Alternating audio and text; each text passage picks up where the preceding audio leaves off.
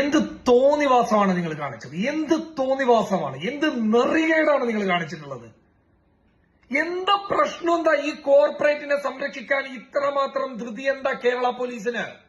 പ്രത്യേകിച്ചിട്ട് കുമ്പള സിഐക്ക് എന്താ ഇത്രമാത്രം ധൃതി? കോടതിയിൽ കേസ് നടക്കല്ലേ, അഡ്വക്കേറ്റ് കമ്മീഷൻ രൂപീകരിച്ചിരിക്കല്ലേ, അതിന്റെ ഫൈനൽ റിപ്പോർട്ട് വരുന്ന സമയം വരെയെങ്കിലും ക്ഷമിച്ചു നിൽക്കാൻ പറ്റാത്തതിന്റെ കാരണം എന്താ? സിഐ, നിങ്ങളുടെ പ്രശ്നം എന്താ? നിങ്ങളുടെ പ്രശ്നം എന്താ? അതാണ് ഞങ്ങൾക്ക് അറിയേണ്ടത്.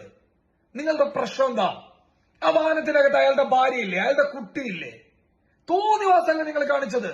ഒരു വനിതാ പോലീസിന്റെയും സാന്നിധ്യമില്ലാതെ ഒരു സ്ത്രീയും കുട്ടിയും നിൽക്കുമ്പോൾ എന്തടിസ്ഥാനത്തിലാണ് അവരുടെ രക്ഷകരായിട്ടുള്ള, അല്ലെങ്കിൽ അവരെ ആ കുട്ടിയുടെ രക്ഷിതാവായിട്ടുള്ള ഒരാളെ ഈ രീതിയിൽ പിടിച്ചു കൊണ്ടുപോകുമ്പോൾ അതൊക്കെ ജെ ആക്ടിന്, ജുവനൈൽ ജസ്റ്റിസ് ആക്ട് പ്രകാരം അതൊക്കെ കുറ്റകൃത്യമാണെന്നുള്ള ബോധ്യമില്ലാത്ത ആളാണോ താങ്കള്?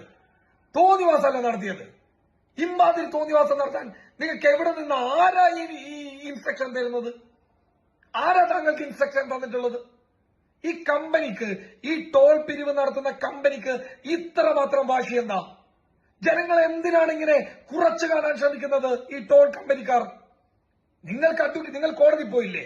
അഡ്വക്കേറ്റ് കമ്മീഷന്റെ റിപ്പോർട്ടൊക്കെ കോടതിയിലെത്തിയതിനു ശേഷം സാവധാനം നിങ്ങൾ കോടതി പറയുന്നതനുസരിച്ച് ചെയ്തോളൂ. അതുവരെയെങ്കിലും നിൽക്കാൻ പറ്റാത്തതിന്റെ വാശി എന്താ? എന്നെ അത്ഭുതപ്പെടുത്തുന്നത് ഈ പോലീസുകാരുടെ ഈ ധൃതി കാണുമ്പോഴാണ്.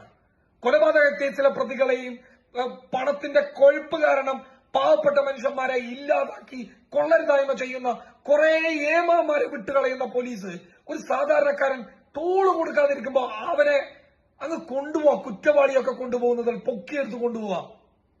ജനകീയമായിട്ടുള്ള, ജനാധിപത്യപരമായിട്ടുള്ള പ്രതിഷേധം പോലീസ് നേരിടേണ്ടി വരും, യാതൊരു സംശയമില്ല. ജനാധിപത്യപരമായിട്ടുള്ള പ്രതിഷേധം പോലീസ് നേരിടും, യാതൊരു വിട്ടുവീഴ്ചയും ഉണ്ടാവില്ല.